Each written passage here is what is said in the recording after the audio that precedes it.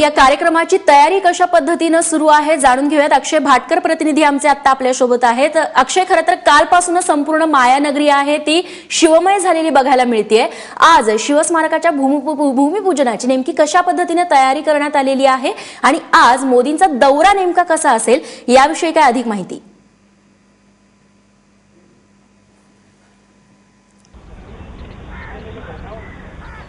शिवस्मारकाच्या भूमिपूजनाचा जो प्रोग्राम आहे तो अतिशय महत्त्वाचा प्रोग्राम आहे आणि त्यासाठीच मोदी आज मुंबईमध्ये आले आहे असं देखील आपण म्हणू शकतो। आणि हा जो प्रोग्राम आहे तो प्रोग्राम हा समुद्रामध्ये होणार आहे। गिरगाव चौपाटीच्या अगदी समोरच मध्यभागी एक खडक आहे, त्या खडकावर हे संपूर्ण शिवस्मारक उभारलं जाणार आहे आणि त्यासाठी आज मोदी येणार आहे। आपण बघू शकतो ही जी गिरगाव चौपाटी आहे त्या गिरगाव चौपाटीच्या अगदी मध्यभागी एक खडक आहे, जो खडक ओहोटीच्या वेळी दिसतो असा तो यावेळी दिसत नाही, पण ओहोटीच्या वेळी तो खडक दिसतो आणि मुद्दाम ही दुपारची वेळ निवडण्यात आलेली आहे ज्यावेळी ही ओहोटी असेल आणि हा खडक दिसण्यात येईल। त्यावेळी हॉवरक्राफ्टने मोदी या खडकाच्या जवळ जाणार आहे आणि या हॉवरक्राफ्टवर त्यावेळी हे स्वतः मुख्यमंत्री असतील देवेंद्र फडणवीस, त्याचबरोबर उद्धव ठाकरे असतील, उदयनराजे भोसले असतील आणि छत्रपती संभाजीराजे भोसले देखील त्यावेळी असतील आणि एक पुजारी देखील त्यांच्याबरोबर असतील। असे हे 6 जण त्या हॉवरक्राफ्टने त्या खडकावर जाणार आहेत आणि तिथे भूमिपूजनाचा प्रोग्राम करणार आहे। इतर जे मान्यवर आहेत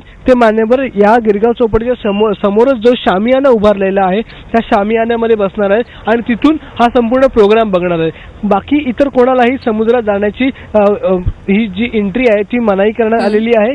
त्यामुळे सगळेजण जे आहेत म्हणजे त्यामध्ये सरकारचे मंत्री असतील, शिवसेना बीजेपी यांचे मंत्री असतील, त्याबरोबर इतर जे मान्यवर असतील ते सर्व या शामियान्यामध्ये बसून या ठिकाणी हा प्रोग्राम बघणार आहे। हा जो शामियाना आहे तो अतिशय भव्य आहे, त्याच्या आजूबाजूला देखील मोठमोठ्या हत्तींची प्रतिकृती आहे, त्याचबरोबर विठ्ठलाची प्रतिकृती आहे आणि संपूर्ण शामियाना जो आहे तो फुलांनी सजवलेला आहे। असा हा अतिशय मोठा शामियाना देखील या ठिकाणी उभारण्यात आलेला आहे। त्यामुळे एकूणच गिरगाव चौपाटी जी आहे त्याच्या बाजूचे रस्ते देखील आणि हा जो शामियाना आहे असं मिळून आपण म्हणू शकतो की खूप मोठी तयारी जी आहे ती भाजपाने केलेली आहे, सरकारने या ठिकाणी केलेली आहे या सोहळ्यासाठी।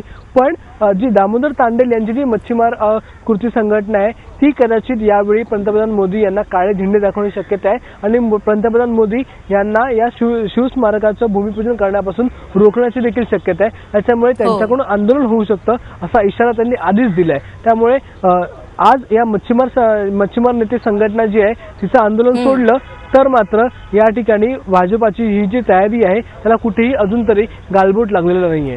हो अक्षय, खरंच पंतप्रधान स्वतः या कार्यक्रमाला उपस्थित राहणार आहे, त्यामुळे कार्यक्रमाचं स्वरूप हे जंगी असणारच आहे। मात्र अक्षय, शिवस्मारक भूमिपूजनाची तयारी सध्या कुठवर आलेली आहे आणि कशा पद्धतीने ही तयारी करण्यात आली आहे?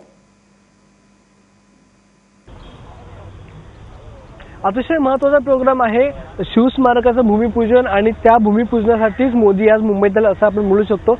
आणि हा जो प्रोग्राम आहे हे जे भूमिपूजन आहे ते गिरगाव चौपाटीच्या समोरच असलेल्या या समुद्रामध्ये होणार आहे।